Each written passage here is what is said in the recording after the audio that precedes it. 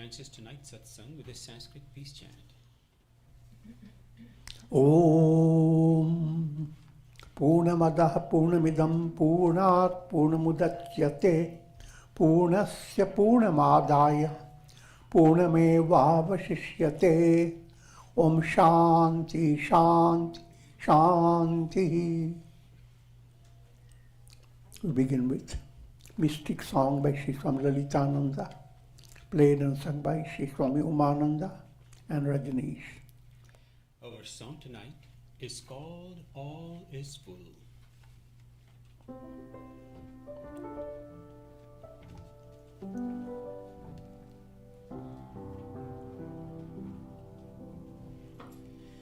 In the early morning, I hear the temple bells playing across the Ganges river,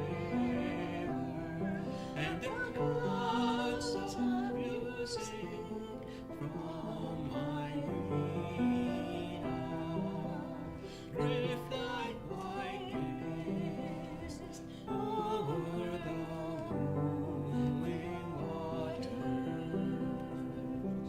When the bells ring, the spirit of wind sings. All is full, from full comes full. Take full from full, what is left is full.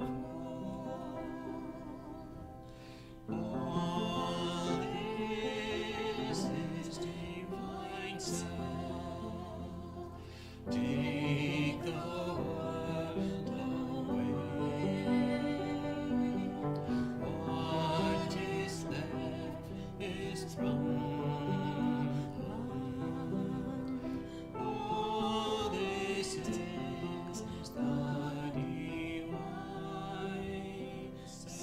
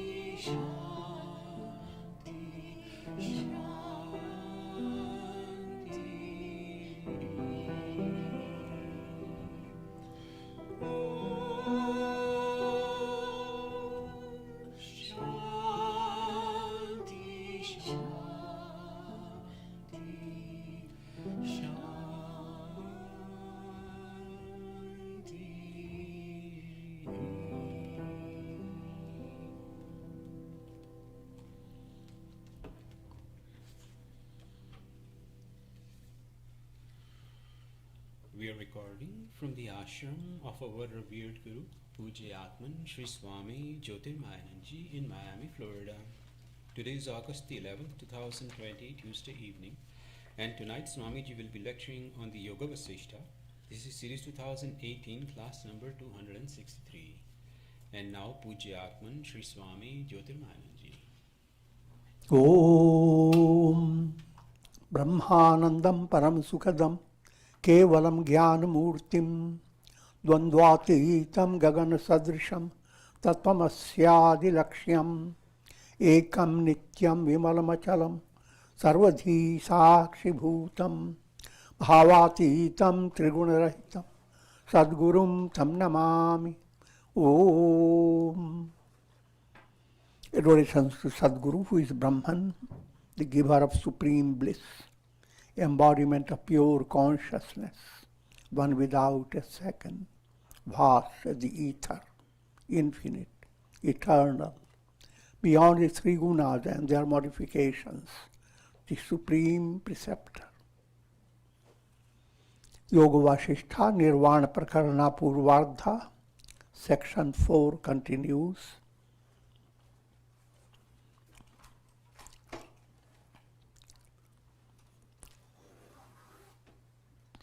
Section is entitled The Cessation of the Chitta. Chitta is your mind stuff, very tough.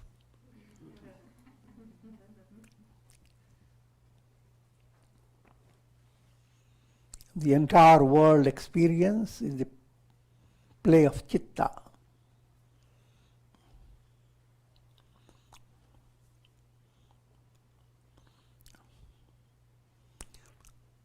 And this profound insight Lord Rama received. Rama here is playing the role of an ideal aspirant whose ears are completely free of all muck. So when he listens, he assimilates.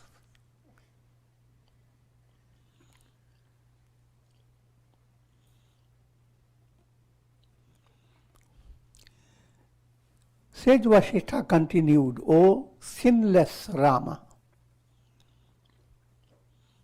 And that address can be given to any aspirant, because that's what you want to understand. You are not the body. Identified with body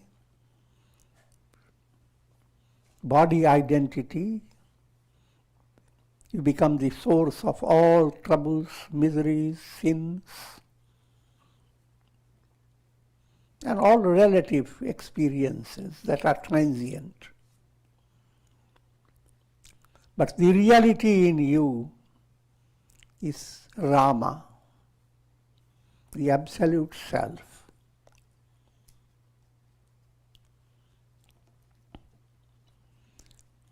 So that applies to everyone. O sinless Rama, O pure aspirant. When the chitta, with its varied aspects of mind, intellect, ego, and senses, has been discovered to be nothing but the self, how can the jiva, individual soul, retain its existence? Jivas, for easy understanding, I always give this simile of sun reflected in a jar of water. Reflected sun and all that goes on for the reflected sun, all that is unreal. Because the reflected sun has no independent existence. The reality behind the reflected self is the sun. The reality behind your awareness, your consciousness that expresses through your senses, through your mind, through your intellect, through your ego, your consciousness that expresses through your physical realities and physical problems, your mental problems, in your feelings. That consciousness is pure, absolute. Just like you can dream, you go through so many things. But behind all the things you go through in your dream, it was your own awareness, consciousness, that brought about all things. So beware of relative awareness.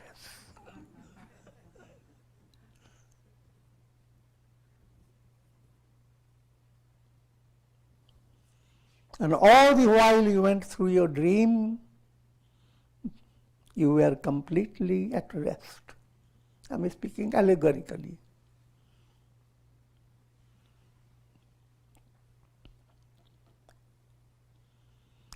Just as one moon is seen as many when it is either reflected in many pools of water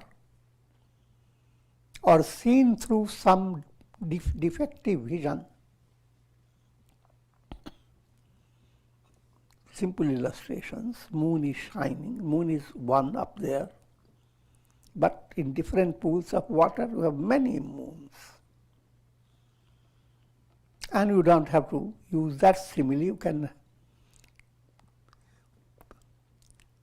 You have certain eye trouble. Or if you want to create the eye trouble, put your finger a little above your eyelid. Press upon it and see.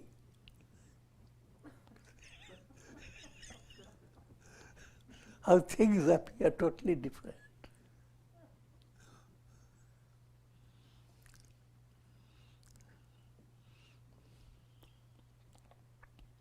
Oneself appears as many objects due to ignorance. Here again I can remind you of when we talk about seeing, vision, the scriptures bring out three types of vision. Charma chakshu, divya chakshu, jnana chakshu. Charma chakshu, charm means skin, skinny eyes. All these eyes are considered skinny eyes. Charma chakshu.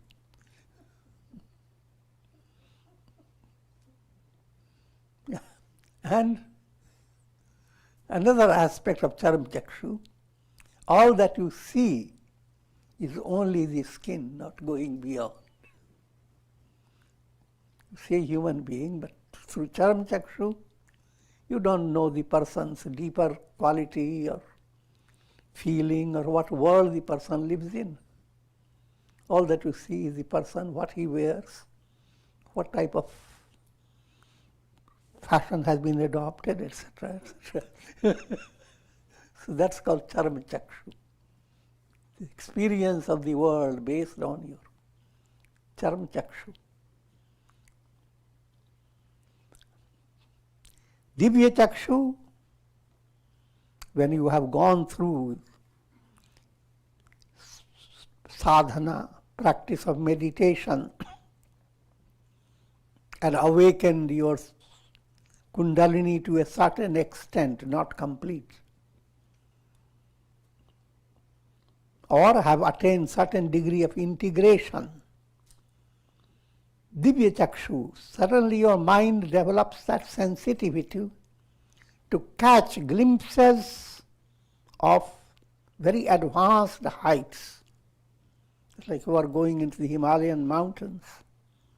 Suddenly you catch the glimpse of big mountains, Mount Everest, Mount Kailash.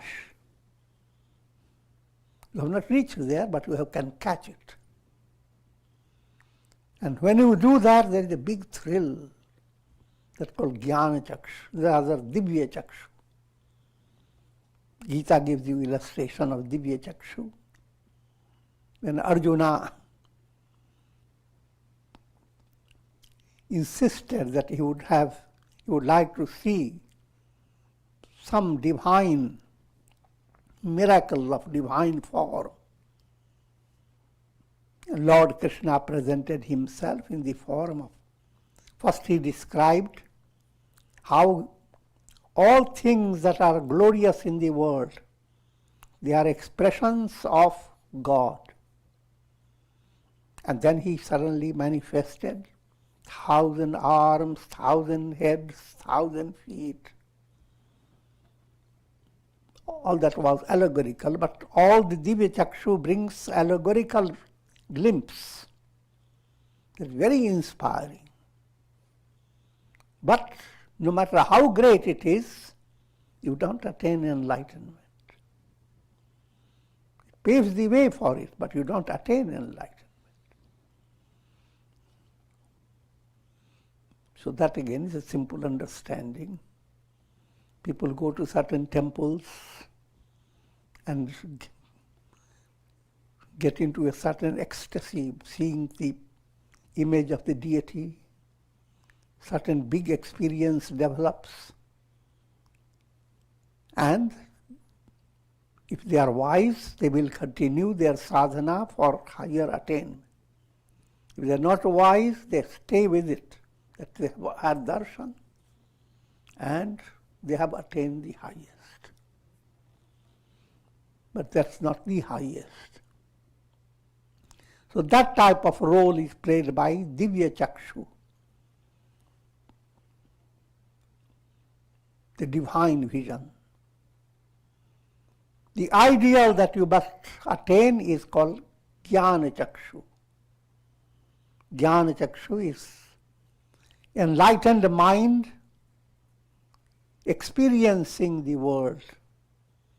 In experiencing, you have constant understanding. What you are experiencing is through limited senses. You put on the eyeglass, knowing that it has certain type of quality, that will enlarge things. So when you put it on, you know that you want to have things be enlarged. In other words, you are not duped that the things are exactly the way you are seeing. But still you use it. That's an illustration, example of how you begin to view your own senses as if you are putting on glasses, using instruments. So whatever you see through your eyes is not exactly real. But enjoy it, be all practical, do all your practical duties, but not be duped that all things that come within the range of your eyes are real. They are not real. What lies before your eyes? What lies? Or lies. Similarly, in relation to all the senses, in relation to mind itself, you are calm and suddenly your mind brings a certain question. Now your calmness goes away, you jump around.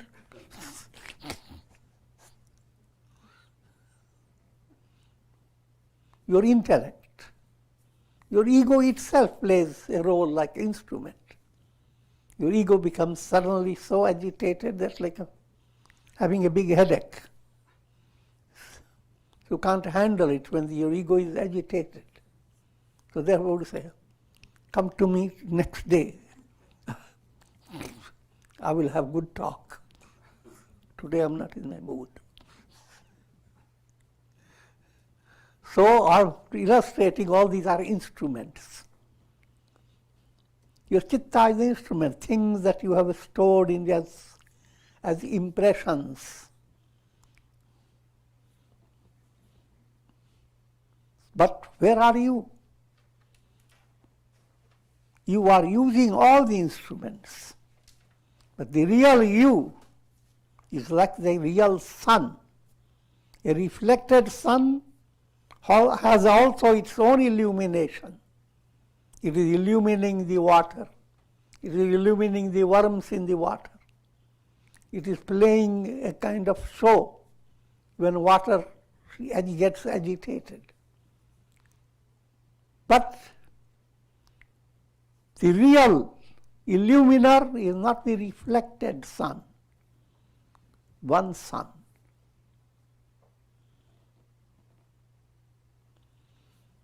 So therefore that type of understanding, though you are experiencing the world of all types of news, but understand That all these experiences are being done by your mind, your intellect, your ego.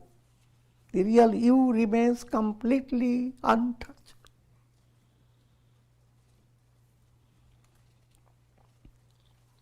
By realizing the innermost essence of the mind,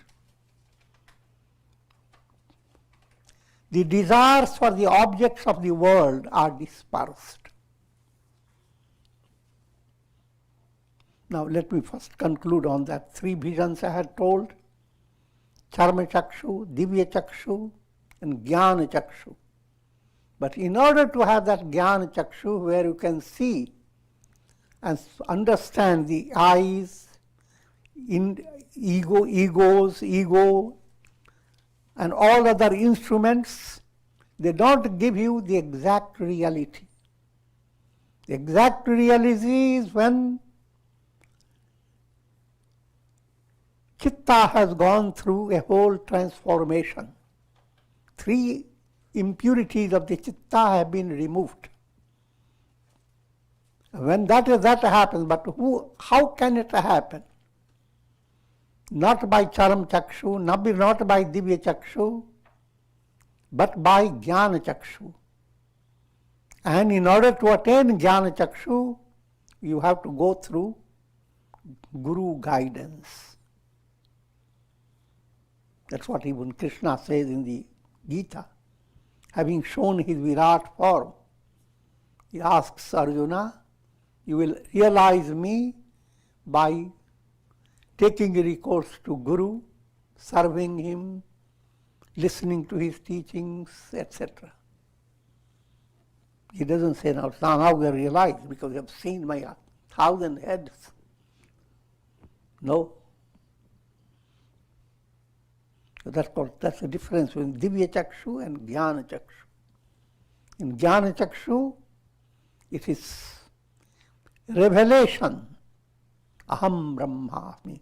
Your aham does not mix up with your ego.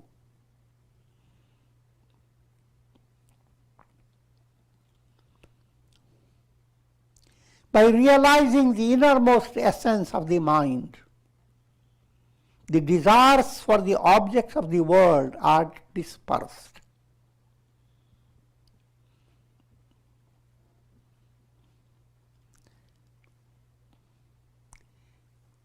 First point to understand that if one is not enlightened, then your role is just like a reflected sun in a jar of water. Now, a reflected sun is never satisfied. It's always, every moment, news break. Countless changes go on occurring within the jar, and if you could raise your head above the jar, you will find same predicament with all reflected suns in numerous jars.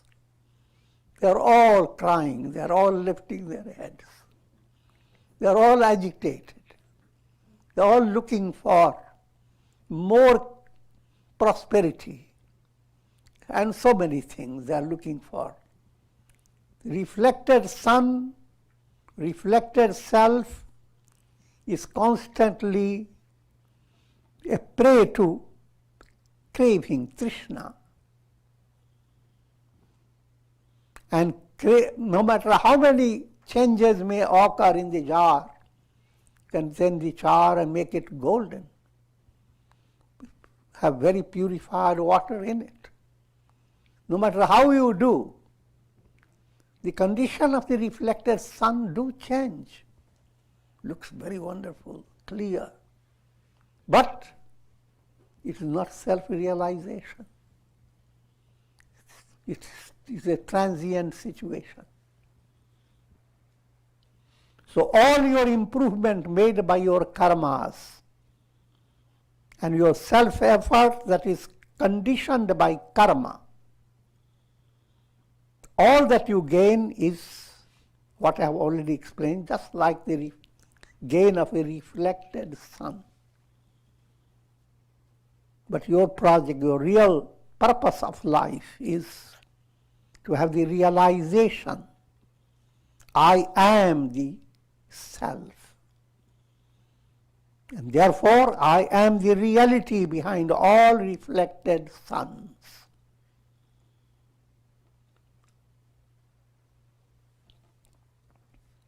If that happens, the desires for the object of the world are dispelled. You cannot hold on to the desire, how, oh God, give me long, long life, can you stay with the bucket?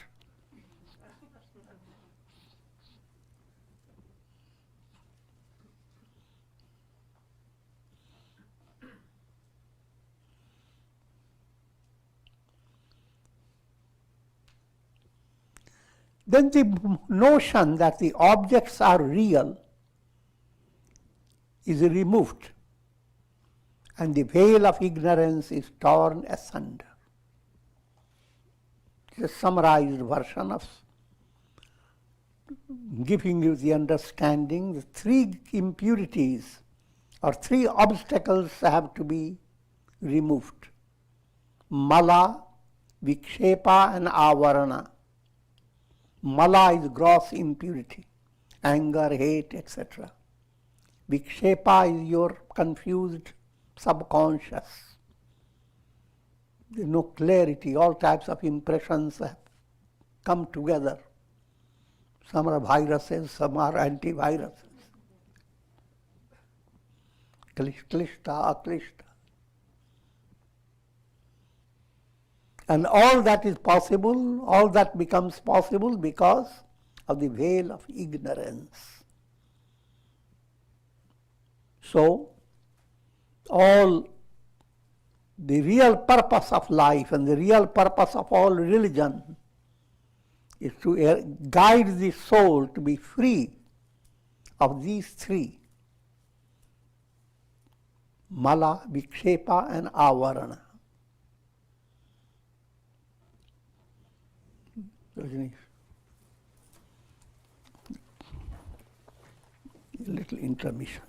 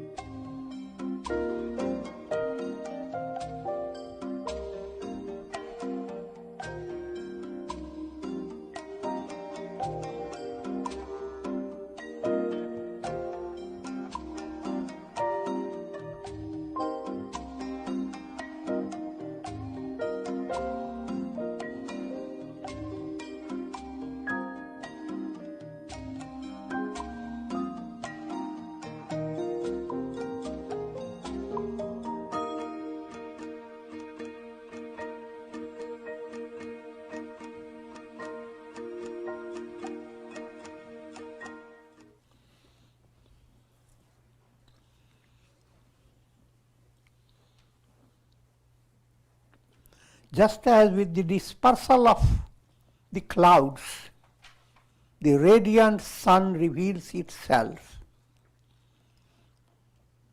When the clouds disperse, nothing else has to happen. Sun is already there. It's important to understand the simile. In the case of deluded gain in the world, all gains in the world are deluded gains. You attain that gain in the realm of desires. Things you didn't have before, now you have them, but you have to work hard for them. For attaining liberation, it is not something that you didn't have before and now you have to get it. You are the self all the time, but you have lost your identity. And self-realization is a revelation movement. It's not something you are creating. Karma movement is a creating movement. You were stupid, now by karma you become little more intelligent.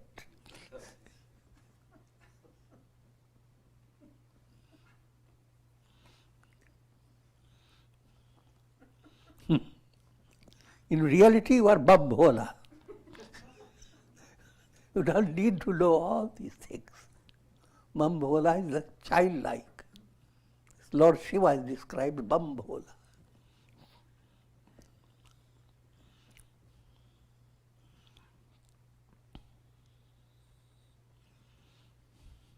So all that happens is the dispersal of clouds of desires, dispersal of trishna, craving.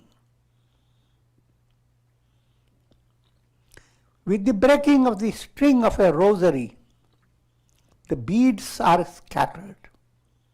In the same manner, with the eradication of the chitta, all the vasanas, subtle desires, are scattered and destroyed. All these are similes. String of a rosary. The rosary will be good, well stringed. Break the string and the rosary gets scattered. You no longer can do your japa with that. Unless you are a monkey. I'm joking. But what made the rosary so effective? The string. What makes the all your experiences in the world, what makes them all real? Your chitta. What makes all the pictures in a cinema show real is that projecting machinery that's projecting the pictures. Your mind is the projecting device. So all your images that are being projected, the source is the chitta, chitta vritti nirodha. That very source, which is the string behind all your thoughts and imaginations and cravings, that chitta itself is sublimated.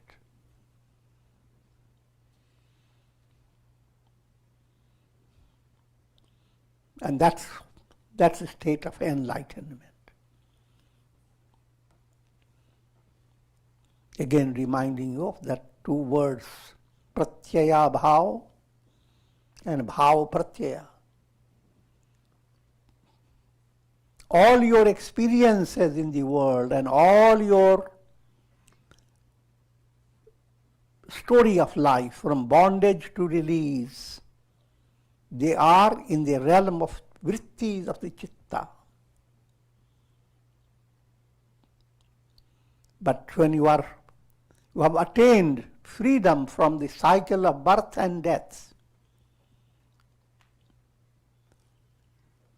that means freedom from the chitta itself. It's just like the sun that is no longer being restricted by cloud.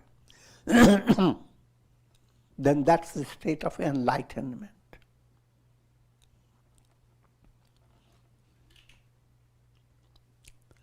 So that first state to understand that all things that you experience as real, that's bhava pratyaya.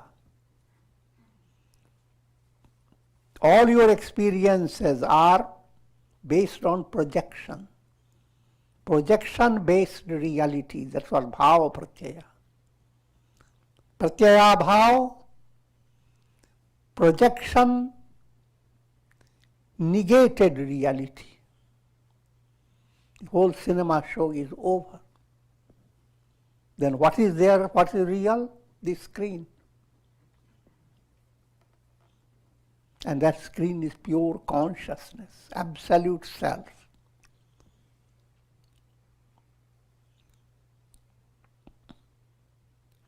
O Rama, those who turn away from these teachings of the essence of the scriptures continue to whirl through the cycles of birth and death. You have no choice. If you turn away from these teachings given by sages and saints through the Vedas and scriptures, they continue to enter into the lowly embodiments of animals and worms as well.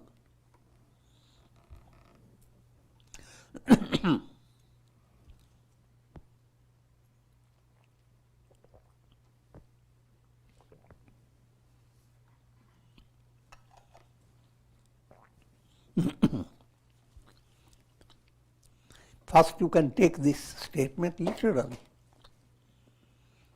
How much a soul can go into repeated embodiments, to what grade, there is no limit.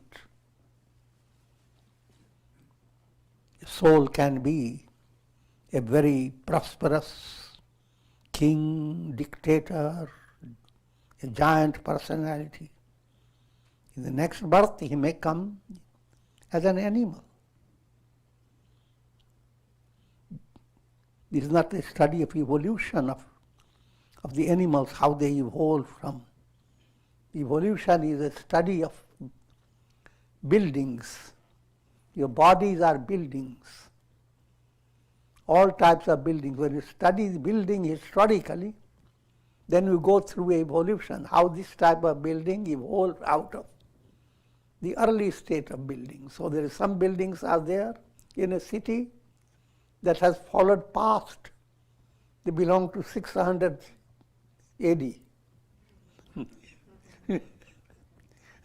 Some buildings belong to much recent times. So that's what embodiments are. You can be a human being, in next embodiment can be a dog. You have always the story of Jada Bharata, a great king who is born as a deer. He practiced all his austerity and was very advanced, but in the end he became so involved with saving a deer that with that in his mind he passed away. He was born as a deer. But that involvement was not complete degradation. It was just a little repair to be done. So, in the next embodiment as a deer, he had an internal awareness. Most of these animals, many of them are very wise. Many of them do some vratas also. Go into study of animals.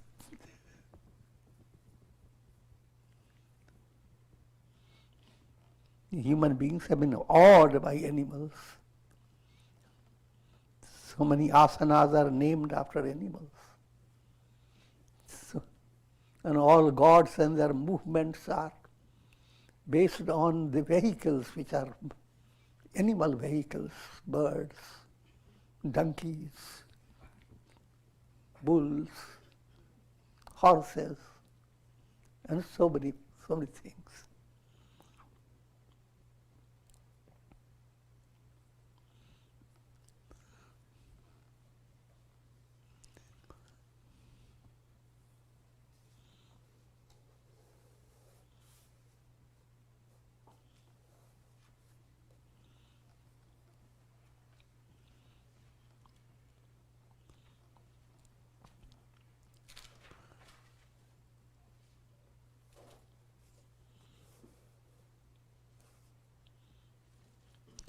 So, those who have not attained enlightenment, they continue to whirl through all types of,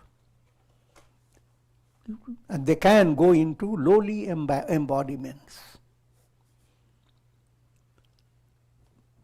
Now, there is another simpler meaning. You don't have to literally go into animal birth. You can become so stupid.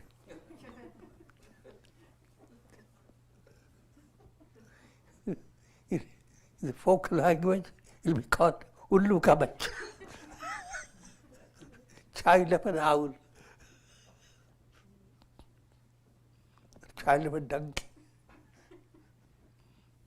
you monkey. Don't be a bully, a bull. So, when that happens, that's what has become of you. You become a bull, you have a monkey, donkey, led by karmas.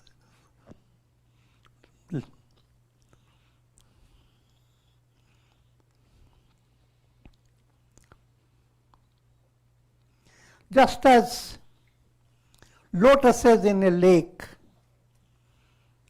lotuses that are shaking in wind, become steady when the wind subsides. So too, intuitive intellect becomes steady with the subsiding of illusion. Normal intellect is a shaky intellect.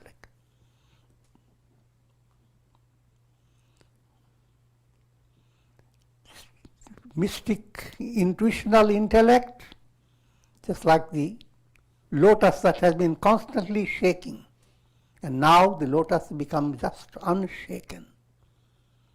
Shaking lotus, unshaken lotus. Shaking lotus is the heart that has not been illumined. O Rama, I am sure that by the luminous rays of my teachings, the darkness of your ignorance has been removed. You have been awakened from the long sleep of the world process.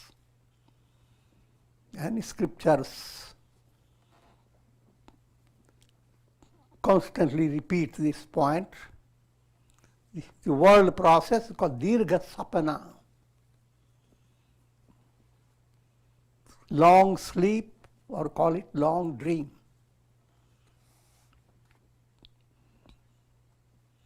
If you continue to dream for a long time, it's still for a person who was just sleeping.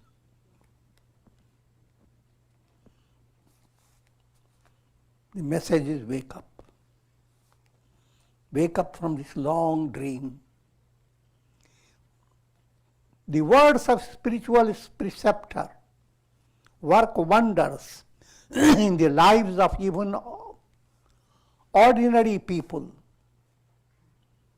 So how much more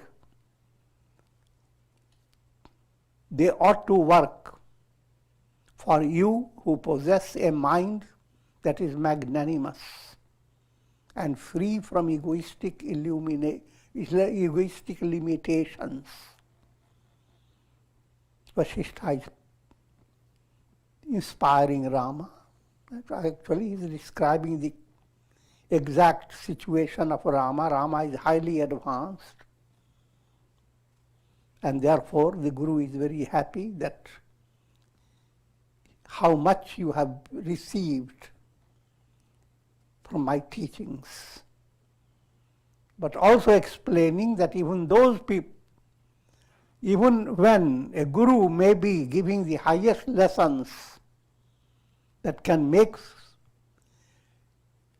deserving aspirants to become enlightened, but what will happen to those who are undeserving listening to the advanced lectures? That is never rendered futile.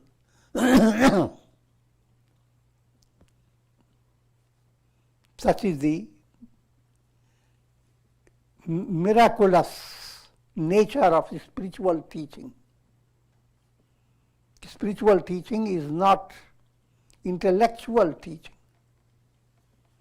If you want to learn mathematics, of course, a satsanga will not help you there.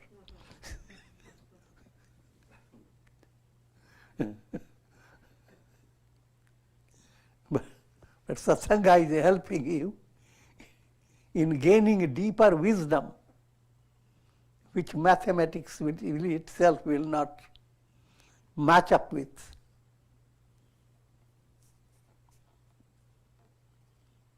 So that point has to be understood.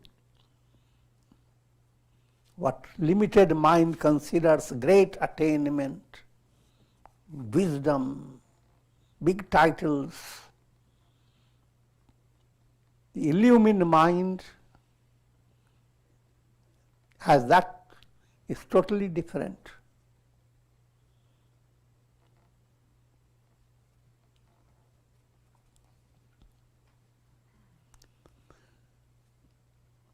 Just as water from a rain shower is sucked up by a hot and dry field, in the same manner your mind, which is burning with aspiration and free of the dampness of attachment, must be intensively absorbing my teachings.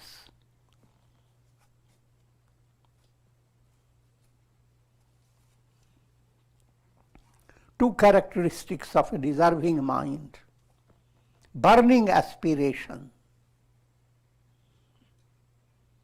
and free of the dampness of attachment. Two ways describing the same thing, they are synonyms. It is full of fire. And hardly you wait to hear more. There is no dampness now. Full of fire means you become illumined. Brahman alone is.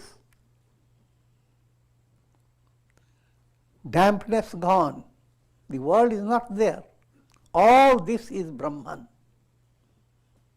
That's pointing to the dampness is gone. So subtle points. Tell me, O Rama, have you followed my teachings? Have you attained enlightenment? My words ought to have become a garland of spiritual flowers decking your personality. Another point you have to understand, when Vasistha is saying all this, my teaching, his my teaching relates to teachings of the Guru. All personalities that are enlightened, they are the Guru. And if you are highly advanced, you learn lessons from anything in the world, because the world is created by God. Dattatreya has talked about 24 Gurus. He covered 7 days and 24 hours. I'm joking. So that type of understanding. Of course, satsanga, role of satsanga has to be understood, where you do listen to the teachings presented by sages.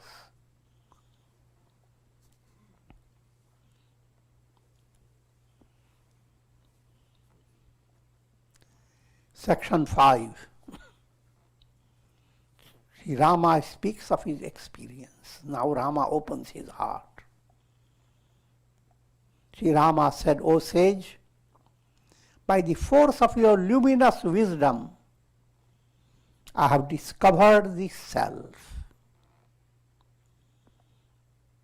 Though this world exists from an apparent point of view, I have become free from its snares. Snares called trap, Vishaya Phanda. You come into the world and you are trapped. But if you have assimilated spiritual teaching, you will not be trapped by the world.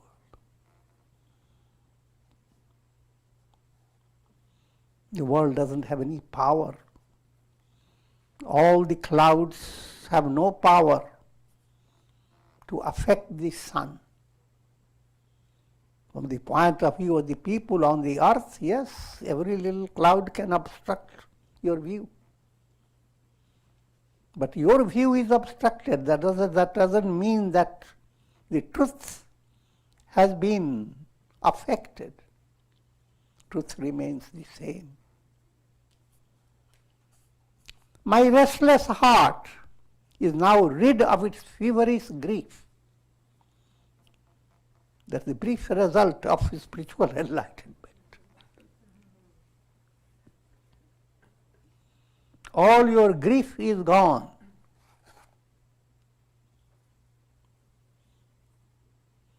Ashotyananva shochastvam.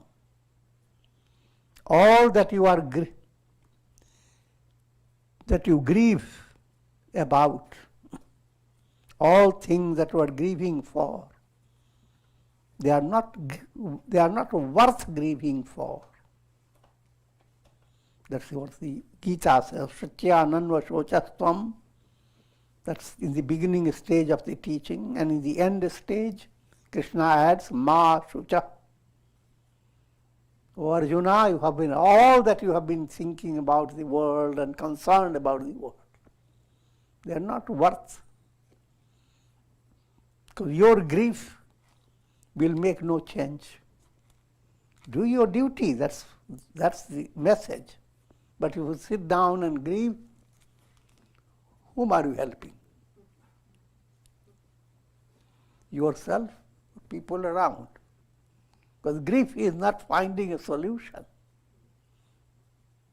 You are just promoting a negativity within your personality. If you say, what else can I do? Come to satsanga.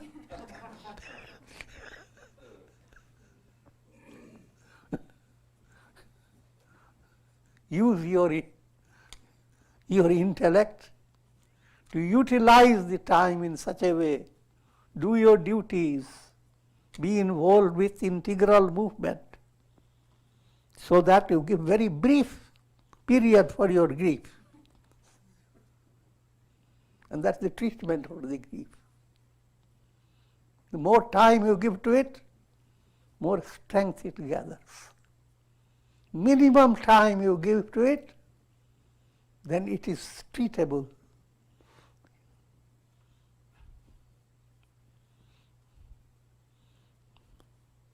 And in treating is a matter of understanding. All that you are grieving for, not worth grieving for. Your old cloth has been torn, you don't have to grieve for. You go on getting new clothes and come to a state, realize you don't need clothes. Close referring to the body. You don't need body, mind, intellect. You are Brahman, the Absolute.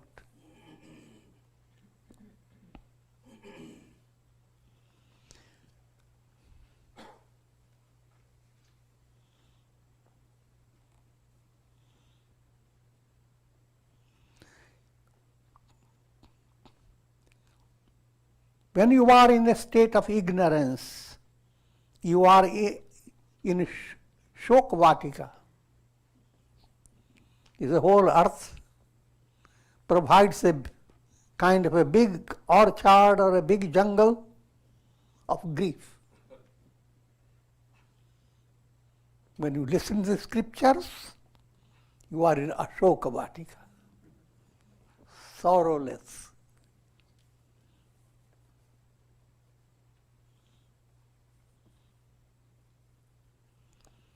I am now free of all doubts.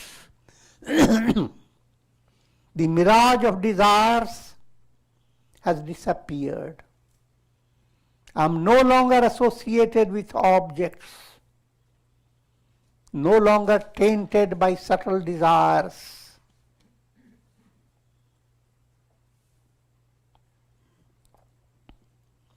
And this is a summation of the statement that's constantly made. These three types of obstacles are removed. Sanshaya bhavana, asambhavana, viparita bhavana. Your bhavana is the basis of your understanding, not your dry intellect. Bhavana relates to your heart, but appeals to your heart. Because ultimately your heart has to prove approval of your own progress, not the head. And that approval requires removing three things. Sanshaya, doubting mind. Doubting means you are in two positions. Morning you have started going to the east, the afternoon to the west, evening repenting, why didn't I go to the east?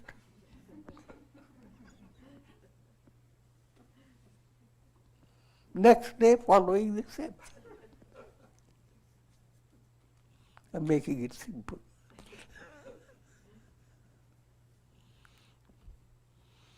And then you come to a state of being disgusted with this, making errors this way, that way. Sit back, it's impossible. Called asambhavana. And use your intellect. Liberation, how many effort people have done. Look, that saint had to go through so many things, that one had to go through. I can't do that all the time.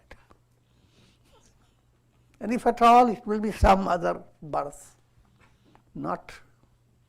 So this type of settled understanding within yourself, that is impossible for me. It may be good, but it's impossible.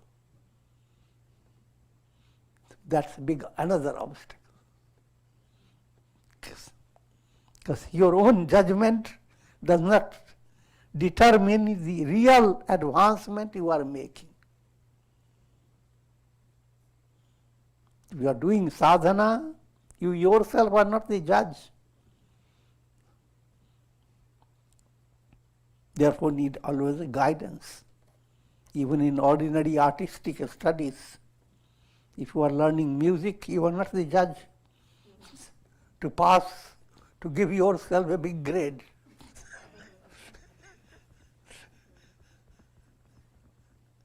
You have to have some skilled person who can verify it, authenticate it.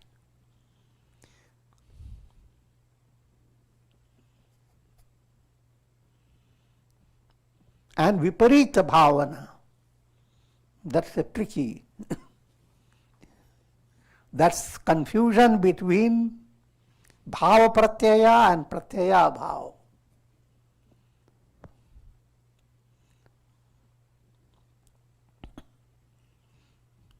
You are looking, seeing your face in a mirror. And someone asks, what are you seeing? What do you say? I'm just shaping up my face.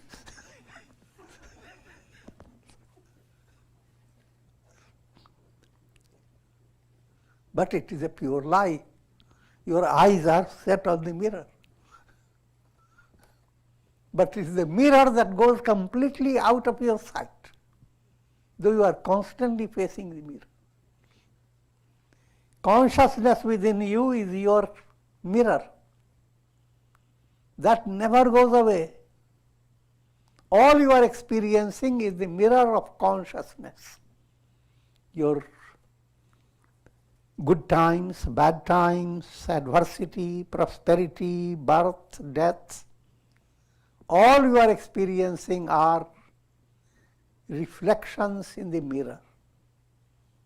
The real experience that you have, that is immutable, unalterable, pure consciousness. That consciousness you are unable to understand, that is the truth. Satyam eva jayate. When that understanding comes, then your viparita bhavana is cut down. Begin to understand each time when you face a situation, your mind turns, who am I?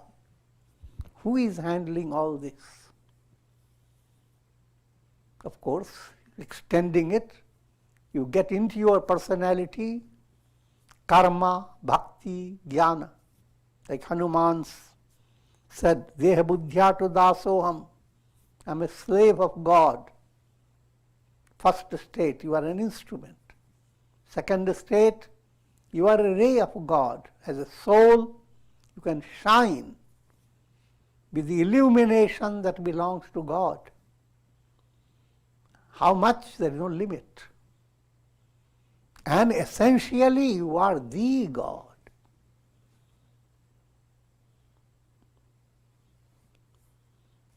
So when you follow this, you are treating your viparita bhavana.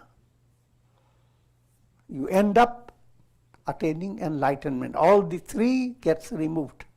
Sanshaya, asambhavana, viparita bhavana. And with this I am concluding. Om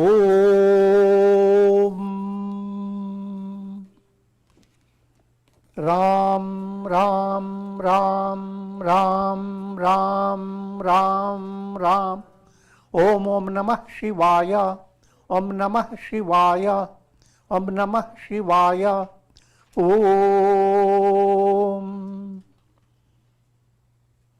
Prayer for shower of Karunamaya Ras, of divine grace over all. May God inspire everyone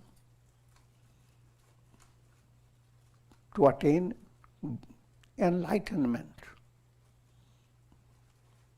Sabko sanamati de Bhagavan, and be blessed with Shakti, strength to face challenges.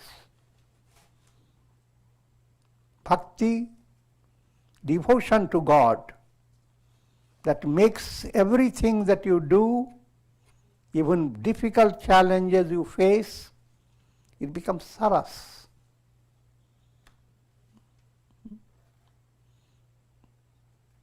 You find sometimes exhausting time in your kitchen, but you are making a waffle. It is a saras movement.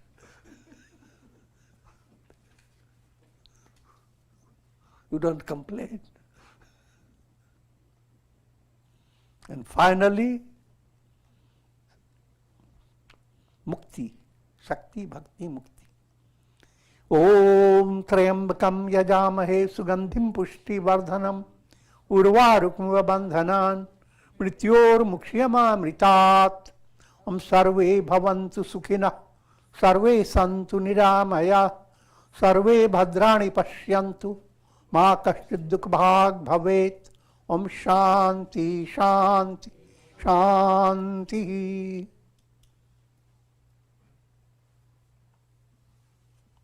Hari Om Tat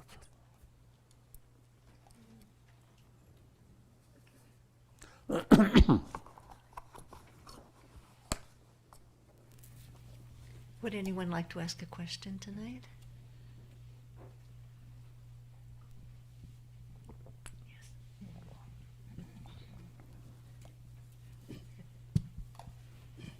Pranam Gurudev. Gurudev, you described the Divya Chakshu and Jnana Chakshu, and the essential, the prerequisite of Guru's grace from going from Divya Chakshu to Jnana Chakshu, and that's acquired through Radhikaritva, through, even that is through self-effort. That's by sadhana. Sadhana means self-effort. What type of effort you have to do, you are guided by Guru. And the Guru's guidance is putting you in integral yoga. If you are not guided, then you are satisfied by being eccentric.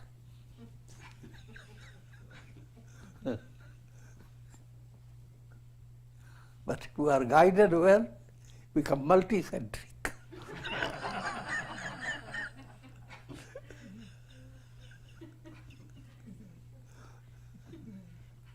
So it is, when well guided, with perfectly, that teaching that gives you integration. See, that's what Buddha teaches by the example of the veena. Three persons comes by, one is, they are all singing. One sings, don't tune the veena too tight, it will break. Don't keep the veena too loose, melody will not come out. Neither too tight, not too loose. The message is how to create integration, how to create a melodious balance. Same things that you do day by day, if you do it with precision, with a rhythm, you can go on doing it and you'll have more time to do it and more energy behind. If you are doing it in an eccentric way, lot of work one day, a lot of meditation another day. And again we call it meditation, but you are neither doing meditation nor levitation.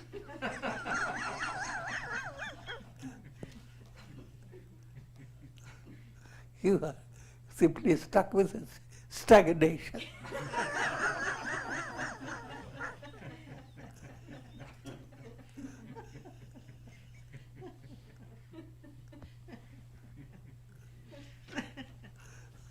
So, figure that out.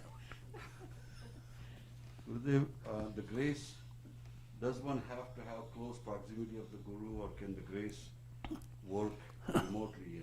Now the grace term again, the way you are asking, I'm just talking in a broad way. People can talk about grace as if something very unique. If your self-effort rightly done automatically opens the door. See, you have a plan to go somewhere, but you are simply dancing in your own house. And I'm going to go to a big hotel, going to eat lots of waffles.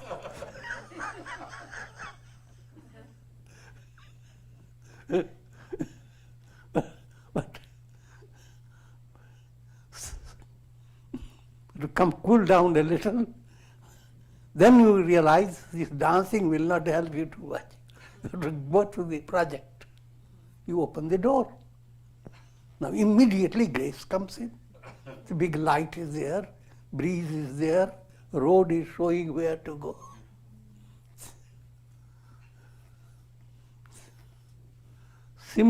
Now same way. Now as you move, first you take your car, then finally you are going into a plane. Each step is a grace. Otherwise, you can go into a totally different, opposite movement. Each step you are taking, first you danced about it. Next you jump and break your leg. Next you are going to hospital.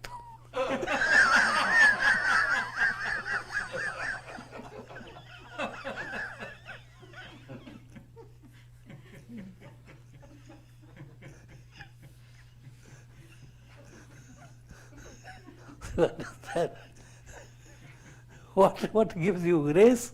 What takes the grace away? So things are very practical, you see. People keep there in their mind in a very mystic way. So mystic that neither they understand grace nor the salvation. Okay. And with that, we conclude for tonight and await tomorrow's lecture.